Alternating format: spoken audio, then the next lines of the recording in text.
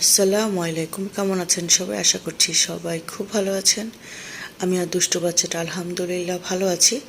তো দুষ্টুটাকে স্কুলে দিয়ে এসে একটু বারান্দায় আসলাম। একটু একটু করে ফোঁটা ফোঁটা বৃষ্টি পড়ছিল, আর বারান্দার বৃষ্টিতে বারান্দাটা ভিজে গেছে হালকা হালকা।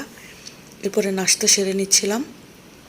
তো আজকে পরোটা নিয়েছি, আর এখানে একটু আলু চচ্চড়ি করেছিলাম আগে, সেটাই ছিল, সেটাও নিলাম, সাথে একটা কলা নিয়েছি। এরপরে একটু রান্না বসিয়ে দিলাম। তো এই রান্না বসানোর মাঝখানে আবার দুষ্টুটাকে যে আনতে হবে। তো এখানে আজকে চিকেন ভুনা করেছি অল্প একটু আলু দিয়ে, তার সাথে একটু ঝোল ঝোল করেছি। তো একটা জিনিস আজকে অনেক দিন পরে মনে পড়লো যে আখ পেয়েছিলাম।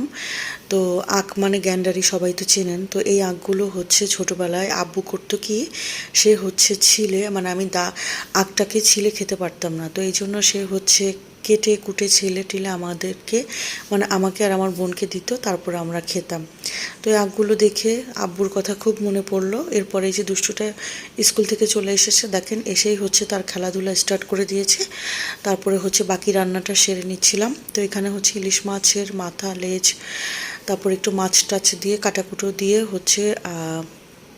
কচুর কচুর ডাঁটা বা কচুর ডগাগুলোকে একটু চচ্চড়ির মতো করব, একদম ঝোলটা শুকিয়ে ভাজা ভাজা করে ফেলবো। এটা সরিষা দিয়ে করি, এটার একটা ভিডিও আমার পেজে দেওয়া আছে। এত মজা হয় যখন সরিষাটা দিয়ে এই রান্নাটা করা হয়, খেতে দারুণ লাগে। আর ইদানিং কি আমার খাবারের অনেকগুলো ক্লিপস নিয়েই ভিডিও ক্লিপস করা হয়। তো এই যে সন্ধ্যায় আবার দুষ্টুটার জন্য পিৎজা আনিয়েছিলাম, আর আমি তো গরিব, সে তো বড়লোক, তাই পিৎজা খেয়েছে। আর সমোসা আনিয়েছি আমার জন্য, সাথে তার জন্য আনিয়েছিলাম, আর চাও খেয়ে নিচ্ছিলাম। সে তো বড় লোকের মেয়ে, আমি তো গরিব।